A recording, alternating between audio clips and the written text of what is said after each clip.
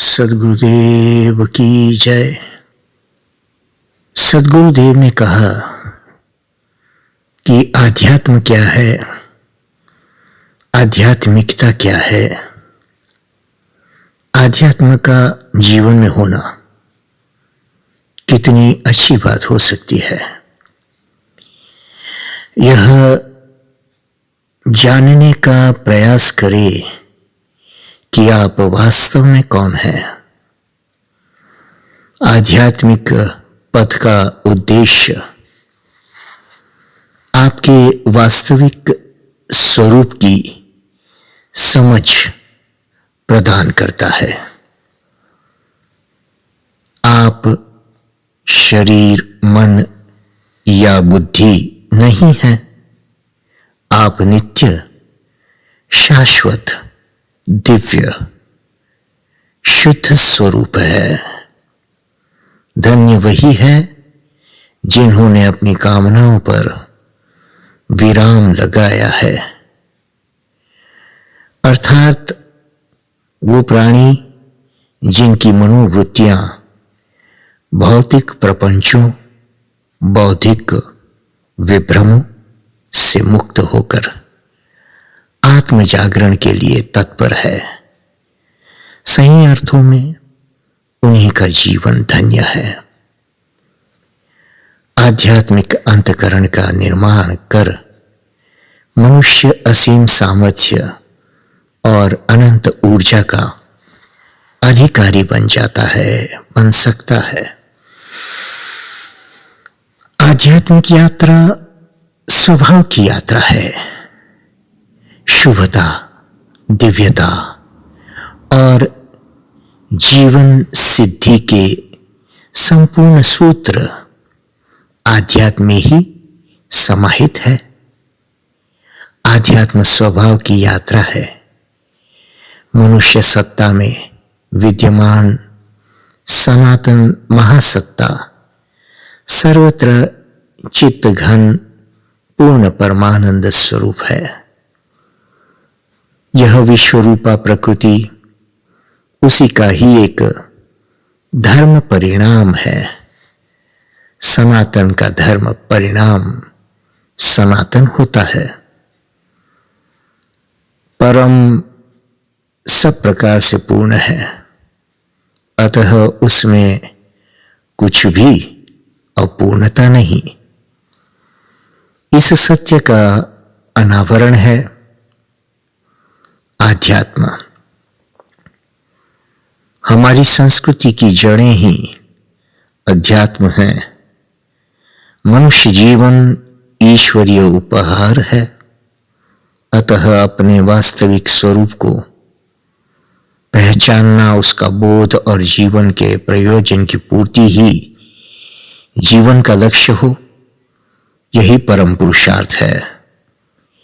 जिस प्रकार अग्नि में तपाने से स्वर्ण आदि धातुओं के मल विकार नष्ट हो जाते हैं, ठीक उसी प्रकार ईश्वर की कथा श्रवण, सत्संग आदि के करने से मन आदि इंद्रियों के दोष दूर होते हैं। भगवान की कथा मानव के जीवन में व्याप्त व्यथाओं को दूर करती है। इसलिए कष्टों से मुक्ति पानी है तो भगवान के चरणों में उनकी कथा सुनने में मन लगाएं। भगवान ही सबका कल्याण करते हैं। वही सबके सखा है, मित्र है।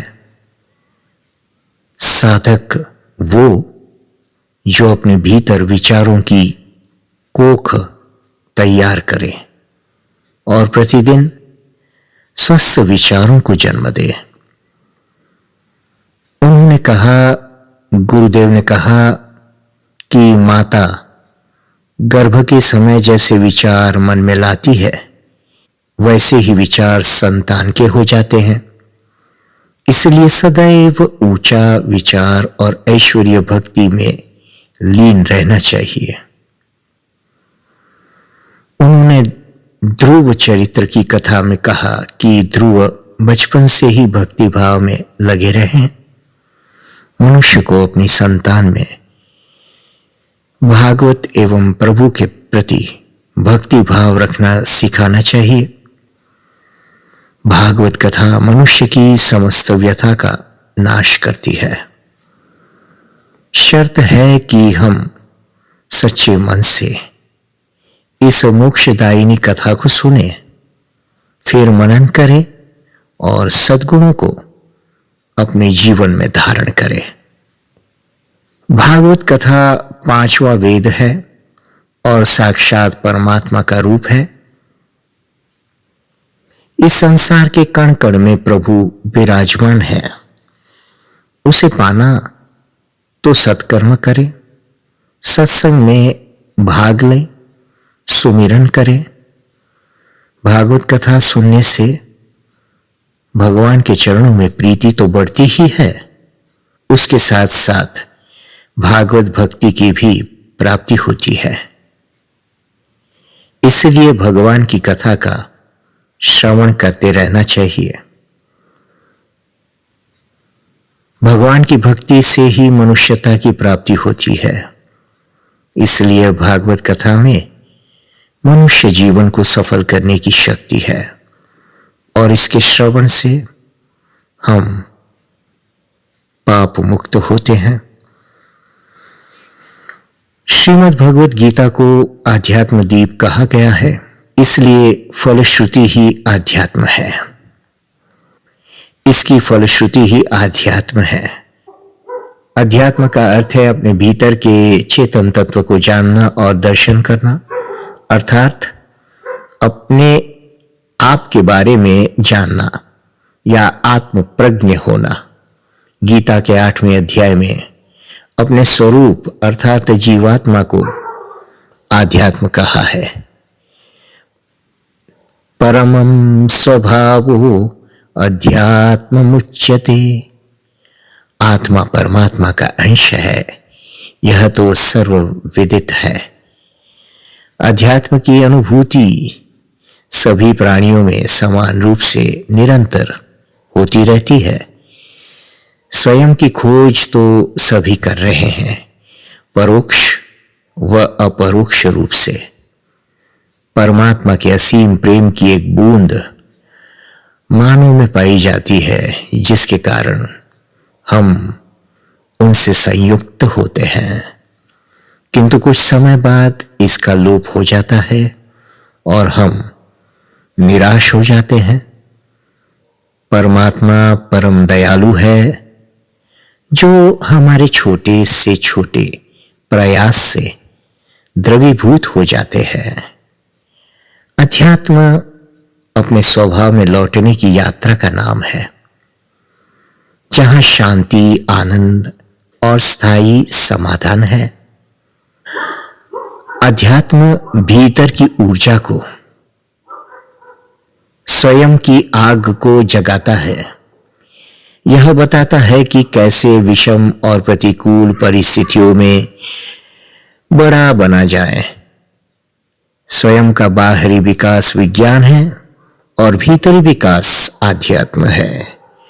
आध्यात्म की प्रेरणा पूरी वसुधा को एक परिवार मानकर चलने की है। बहिर्जगत में विज्ञान ने दुनिया को एक सूत्र में आबद्ध करने का आधार प्रस्तुत किया है, तो अंतर जगत में वही प्रयोजन आध्यात्म पूरा करता है। आध्यात्म के बिना विज्ञान अधूरा है। जीवन की स्वाभाविक मांग आध्यात्म है।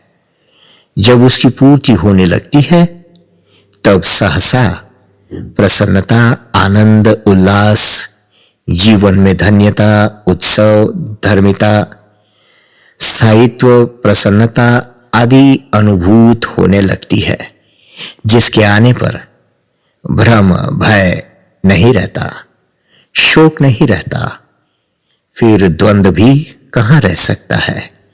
हानि, लाभ, जन्म, मरण, यश, अपयश, इन द्वंद्वों से ऊपर उठना ही आध्यात्म है, जो चेतना को प्रसादिक बना देती है, वही तो आध्यात्म है। आध्यात्म स्वभाव का नाम है, जो हमें स्वभाव की ओर, अपने अस्तित्व की ओर, अपनी सत्ता की ओर ले आए, उसे आध्यात्म कहते हैं। महापुरुषों के उपदेश ठीक तरह से सुनना आ जाए तो जीवन की शंकाएं स्वमेव ही समाप्त हो जाएगी। अतः आत्म तत्व के दर्शन, जागरण और समुन्नयन के लिए 4 सोपान अति आवश्यक है। आत्मनिरीक्षण, आत्म सुधार, आत्मनिर्माण और आत्म विकास। जय सिया राम, जय सद्गुरुदेव।